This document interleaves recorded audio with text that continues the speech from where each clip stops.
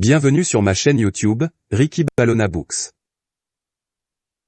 Pour cette vidéo, j'utilise un ordinateur pour raconter l'histoire car j'ai un accent très fort. Bien que l'Indochine soit restée fidèle au gouvernement français de Vichy, cela ne signifiait pas que les Français et les Japonais coopéraient pleinement pendant la guerre, et les relations étaient au mieux décrites comme tendues. En septembre 1940, la Légion étrangère française retient l'invasion japonaise pendant 3 jours dans la ville stratégique de Langson au nord. Vers la fin septembre 1940, un accord fut conclu autorisant le stationnement d'un certain nombre de forces japonaises en Indochine. Pour se préparer à l'invasion des Indes néerlandaises, 140 000 soldats japonais envahissent le sud de l'Indochine le 28 juillet 1941. Des échanges de tirs occasionnels ont éclaté entre les Français et les Japonais et se sont poursuivis jusqu'au début de 1945. Les Japonais ont décidé que la menace posée par l'avancée des Alliés augmenterait considérablement si les forces françaises en Indochine devaient changer de camp. En Indochine, des plans étaient élaborés pour contrer l'agression japonaise. Les légionnaires du 5 régiment étrangère de infanterie avaient hâte de reprendre le combat. Les Américains avaient presque entièrement libéré les Philippines tandis que le 17 février 1945, les Américains débarquaient sur Corregidor. Le 19 février, les Marines débarquent sur Iwo Jima. En Indochine française, havre de paix presque préservé, les Japonais sont conscients qu'une résistance de plus en plus active, soutenue par les Britanniques, s'accélère. En abandonnant des armes plus modernes et des radios à longue portée à certains éléments de la Légion, les Alliés espéraient prendre pied sur la péninsule. Le camp Pâté, la police secrète du Japon a commencé un règne de terreur.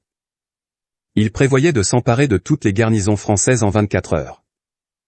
Ils ont conçu un plan profondément sinistre pour éliminer la menace posée par l'armée française en Indochine. Opération Mego. Le coup d'État japonais en Indochine française connu sous le nom d'opération Mego-Sakusan ou opération Bright Moon était une opération japonaise qui a eu lieu le 9 mars 1945. Début mars 1945, les forces japonaises sont redéployées autour des principales villes de garnison françaises dans toute l'Indochine, reliées par radio au quartier général de la zone sud. Après un ultimatum remis à l'amiral Decoux par l'envoyé japonais à Saigon, l'amiral Shunichi Matsumoto ordonnant à l'amiral de désarmer et de placer toutes les forces françaises sous contrôle japonais a été rejeté, l'opération Mego a été lancée dans toute l'Indochine simultanément. Le 5 régiment étrangère de infanterie tenait les garnisons de Langson, Vietri, Tong, Tionquien et Hanoï. Langson. Les officiers d'état-major japonais ont tendu un piège en invitant les autorités civiles et militaires à dîner le 9 mars à 18h30. Le général Lemonnier, commandant de la 3e brigade de la division Tonkin était à Langson. Il avait un peu plus de 1200 hommes sous ses ordres. Il a décliné l'invitation. Cependant, pour éviter un incident diplomatique, il autorise le général résident Hoffel, le colonel Robert, commandant de garnison, et ses adjoints, le lieutenant-colonel Leroy et le chef de bataillon Amiguet à y assister. Pendant le repas à 20h, les Japonais confisquent leurs armes et annoncent au colonel Roberts que la garnison française sera attaquée à 21h et lui demandent de donner l'ordre de non-résistance. Le colonel Roberts refusa et les invités furent faits prisonniers. Le lieutenant-colonel Amiguet et le chef de bataillon Leroy sont tués sur le coup. Dans le même temps, 8 à 10 000 soldats japonais attaquent les positions de la citadelle et des forts de Gallieni, Négrier et Brière-des-Îles. Les forces françaises résistent farouchement. 1 contre 10. Leur ténacité et leur courage ont permis aux troupes françaises de tenir toute la nuit et jusqu'au lendemain, et au-delà. Un détachement motorisé du 5 régiment étrangère d'infanterie sous le commandement du lieutenant Michel Duronsois faisait partie de la garnison. Ils ont participé à la défense de Langson. À 20h30, la plupart des officiers de la garnison en ville ou à domicile sont kidnappés. Aussitôt, sans prévenir, les Japonais s'infiltrent dans la citadelle. Une bataille rapprochée terrible et confuse s'ensuit, au cours de laquelle le détachement blindé des légionnaires fait les frais de l'attaque principale. Le lieutenant Duronsois a mené un certain nombre de contre-attaques contre les Japonais en effectuant des frappes dans les positions ennemies. Mais la contre-attaque est finalement repoussée par les Japonais. Les légionnaires ont tenu bon à la citadelle jusqu'à 15h le lendemain. Le lieutenant Duronsois déjà blessé à 2 reprises, rallie ses hommes restants et se replie sur le fort Brié de l'île. Résistant toute la nuit contre des forces japonaises numériquement supérieures, les légionnaires et les fusiliers tonkonis souffrant de soif, les bombardements d'artillerie et les attaques aériennes ont tenu les Japonais à distance. Au cours de l'après-midi, avec des réserves de munitions presque épuisées, les Japonais ont réussi à prendre pied dans le fort. Les défenseurs ont continué à se battre dans des salles de stockage souterraines jusqu'à ce que les Japonais déploient du gaz dans les couloirs et les salles. À 18 h, les combats cessèrent définitivement.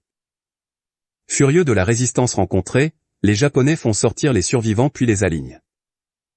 Les mains liées derrière le dos, les survivants ont été conduits sur le toit plat du fort. Lorsque les légionnaires virent les 3 mitrailleuses sur support fixe pointées dans leur direction, ils savaient ce qui allait se passer. Des dizaines de soldats japonais attendaient l'ordre avec des baïonnettes sur leurs fusils. Le lieutenant Duronçois s'avança vers l'officier japonais commandant et lui dit « Je suis le chef des légionnaires. Je suis le seul responsable, il ne faisait que suivre les ordres. Tuez-moi et seulement moi. » L'officier japonais leva son épée, coupant l'air à quelques centimètres de la tête du lieutenant Duronçois. L'officier japonais se tourna vers ses hommes, levant à nouveau l'épée. Dans un dernier acte de défi, le lieutenant Duronçois a commencé à chanter la Marseillaise, ses légionnaires ont également commencé à chanter. Alors que les légionnaires terminaient le deuxième couplet, l'officier japonais abattit son épée pour signaler le début du massacre. Les mitrailleuses ont tiré de courtes rafales sur les légionnaires désarmés. Puis les Japonais debout sur le côté se sont précipités à l'aide de leurs baïonnettes, d'outils de retranchement et de crosses de fusil. Ils ont continué à tuer sans pitié quiconque montrait des signes de vie ou criait de douleur. Un légionnaire a survécu au massacre. Le légionnaire Oleski a été laissé pour mort sous les corps de ses camarades.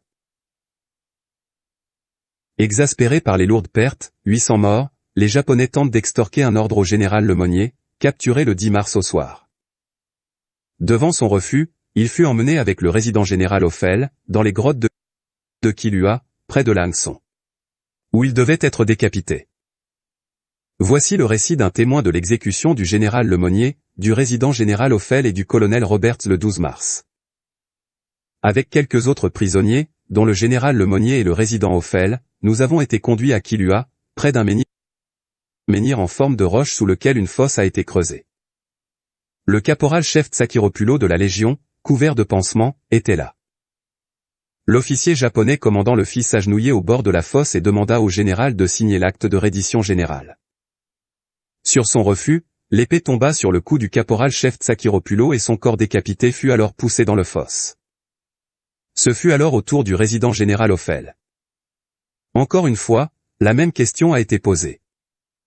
Lorsque le général Lemonnier refusa une fois de plus, l'épée tomba et le corps décapité fut poussé dans la fosse. Le général Lemonnier est alors agenouillé près de la tombe et refuse à nouveau. Il a ensuite été décapité de la même manière que les autres. À la citadelle ils tiennent jusqu'au dernier coup avant de poursuivre le combat au fort Brié-des-Lilles. Les pertes du côté français ont été de 120 personnes tuées et 140 blessés graves qui ont été hospitalisés. Il y avait beaucoup d'autres blessés ambulants. À la fin de la bataille, les Japonais commencèrent à expulser des prisonniers, à l'exception d'une centaine d'hommes grièvement blessés que le docteur Clair réussit à sauver. Les 11, 12 et 13 mars, 460 survivants et blessés ambulants ont été amenés au bord d'une tranchée au bord de la rivière Songki-Kong. Ici, ils ont été décapités avec des épées ou une hache, mitraillés et terminés avec une pioche. Au total, entre le 9 et le 13 mars 1945. 1128 soldats français et indochinais sont morts à Lanxon. Ce n'est qu'une fraction de ce qui s'est passé cette nuit-là, j'ai pris des notes sur la défense des légions de Hanoï et de la citadelle là-bas ainsi que d'autres actes de bravoure incroyables accomplis par les légionnaires du 5e régiment étrangère d'infanterie menant à la colonne Alessandrie et la marche vers la Chine que je publierai dans les prochains jours.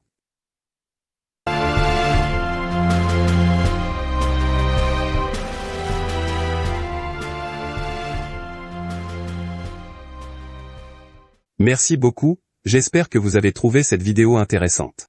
Merci d'aimer et de partager. Meilleurs vœux, Ricky Ballona.